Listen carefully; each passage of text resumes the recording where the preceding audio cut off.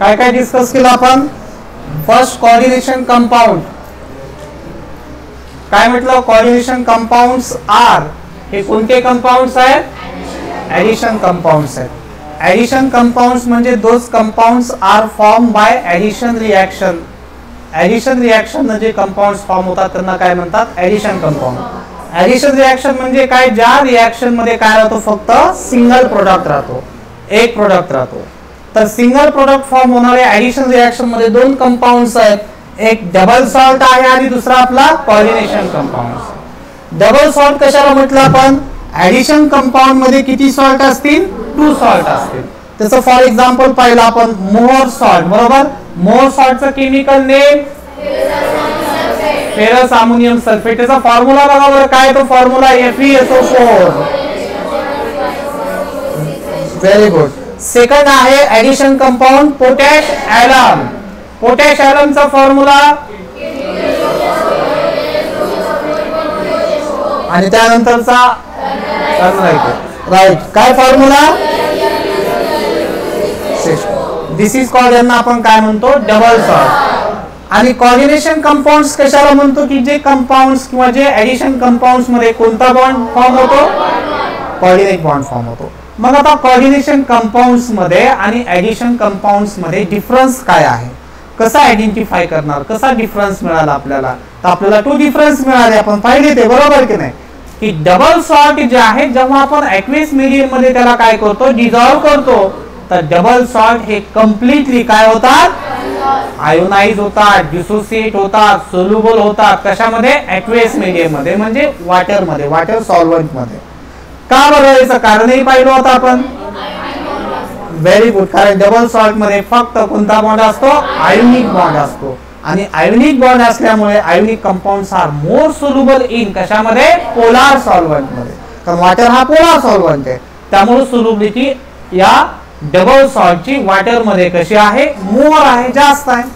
आणि यांची सोल्युबिलिटी लेस आहे कारण यांच्यामध्ये कोऑर्डिनेट बॉन्ड फॉर्म होतो. आणि coordinate bond is a example of कशाचा एक्झाम्पल आहे? Covalent bond.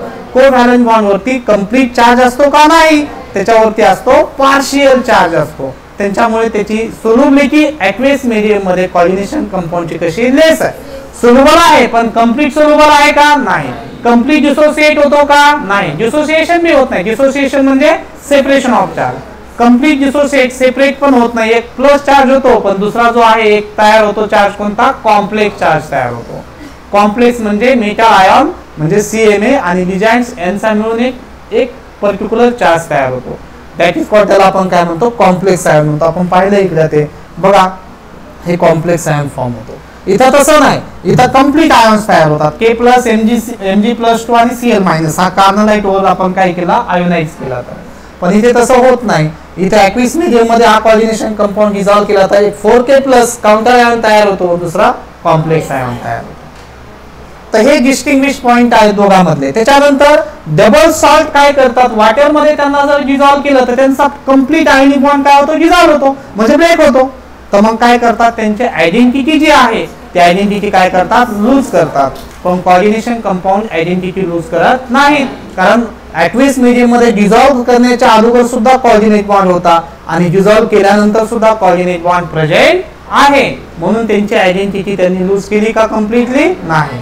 तर हे हा एक डिस्टिंग्विश पॉइंट आहे कशामधला? कोऑर्डिनेशन कंपाऊंड्स मधला आणि डबल सॉल्ट मधला.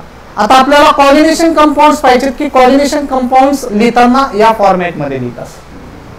या फॉर्मॅट मध्ये लिहिल्यानंतर कोऑर्डिनेशन कंपाऊंडच्या स्क्वेअर ब्रॅकेटच्या बाहेरचा पार्ट जो आहे, स्क्वेअर ब्रॅकेटच्या बाहेरच्या पार्टला काय म्हणतात सांगा? काउंटर आयन म्हणतात. That counter ion may be positive और negative. If this is positive, हा काउंटर आयन पॉझिटिव्ह असेल तर कुठे लिहिणार? लेफ्ट साइडला. आणि निगेटिव्ह असेल तर राईट साइडला लिहिणार. Very good. त्यानंतर स्क्वेअर ब्रॅकेट मधला पार्ट जो आहे, डी ब्लॉक एलिमेंट्स असतात, जनरली हे ट्रान्झिशन मेटल असतात, त्यांना आपण काय म्हणतो? सेंट्रल मेटल आयन म्हणतो. आणि या सेंट्रल मेटल आयनला लोन पेअर डोनेट करणारी जी क्वांटिटी असते, एंटिटी असते, दॅट इज कॉल्ड, त्यांना काय म्हणतो? लिगँड्स म्हणतो. आणि जेवढे कोऑर्डिनेट बॉन्ड फॉर्म झाला त्याचा एक नंबर या ठिकाणी दिला जातो, दॅट नंबर इज कॉल्ड, त्याला म्हणतात कोऑर्डिनेशन नंबर. म्हणजे हे आयडेंटिफिकेशन आहे. कोऑर्डिनेशन कंपाऊंड वाचण्यासाठी तुम्हाला ह्या गोष्टी कराव्या लागतील. ठीक आहे. पुढे मग आता काही बेसिक टर्म्स आपण कोऑर्डिनेशन या कंपाऊंड्स मध्ये किंवा कोऑर्डिनेशन केमिस्ट्री मध्ये यूज करतो, या टॉपिक मध्ये आपण यूज करतो. त्यामध्ये पहिली जे म्हणजे बेसिक टर्म्स कोणती, coordination chemistry. What is coordination chemistry? The study of coordination compounds. त्यांना आपण म्हणतो कोऑर्डिनेशन काय, केमिस्ट्री. कोऑर्डिनेशन कंपाऊंड्स कशाला म्हणतात की ज्या कंपाऊंड्स मध्ये कोणता बॉन्ड आहे, कोऑर्डिनेट बॉन्ड आहे, त्यांना आपण काय म्हणतो. व्हेरी गुड, झालं. नेक्स्ट, कोऑर्डिनेट बॉन्ड कसा फॉर्म होतो. व्हेरी गुड, शेअरिंग ऑफ काय, तेव्हा काय फॉर्म होतो, कोऑर्डिनेट बॉन्ड फॉर्म होतो. Next, counter ion. Counter ion कुठे लिहितात आता पाहिलं, राईट साइड आणि लेफ्ट साइड. तर राईट साइडला लिहिल्यानंतर तो काउंटर आयन कोणता असणार, निगेटिव्ह. लेफ्टला लिहिल्यावर पॉझिटिव्ह. व्हेरी गुड, झालं काउंटर आयनचा पॉईंट आता पाहिलं होतं आपण. नेक्स्ट आहे central metal ion. Central metal ion बघा कशाला म्हटलं तर positive charge metal ions form coordinate bond with charge और न्यूट्रल मॉलिक्यूल. त्याला आपण काय म्हणतो, लिगँड्स. म्हणजे लोन पेअर घेणार, बरोबर की नाही.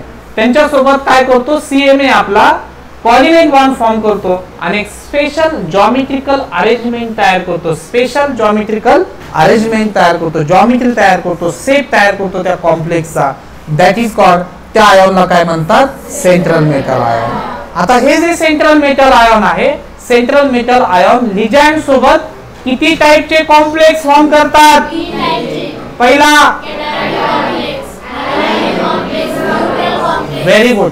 आता कॅटायनिक कॉम्प्लेक्स केव्हा म्हणणार, जेव्हा कॉम्प्लेक्स वरती चार्ज पॉझिटिव्ह. अनायनिक कॉम्प्लेक्स केव्हा म्हणणार, जेव्हा, आणि न्यूट्रल कॉम्प्लेक्स केव्हा म्हणणार, नो एनी चार्ज. आता न्यूट्रल कॉम्प्लेक्स फॉर्म करणारा जनरली जर रिजन कोणता असेल तर कोणता, कार्बन मोनॉक्साइड. कार्बन मोनॉक्साइड दिसला की सरळ म्हणून टाकायचं कोणता कॉम्प्लेक्स आहे, न्यूट्रल कॉम्प्लेक्स. का, कारण कार्बन मोनॉक्साइड काय आहे, स्ट्रॉंग फील्ड लिगँड आहे आणि स्ट्रॉंग फील्ड लिगँड असल्यामुळे तो सेंट्रल मेटल आयनला इलेक्ट्रॉन लूज करू देत नाही.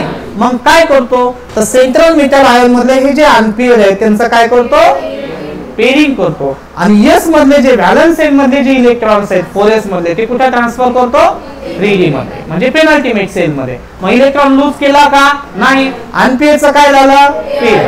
आणि हा इलेक्ट्रॉन काय झाला, ट्रान्सफर. बरोबर की नाही. लूज झाला का, नाही. लूज नाही झाला तर पॉझिटिव्ह चार्ज येणार का कॉम्प्लेक्स वरती, नाही येणार. किंवा सीएमए वरती ऑक्सिडेशन स्टेट बदलणार का, त्याची नाही बदलणार.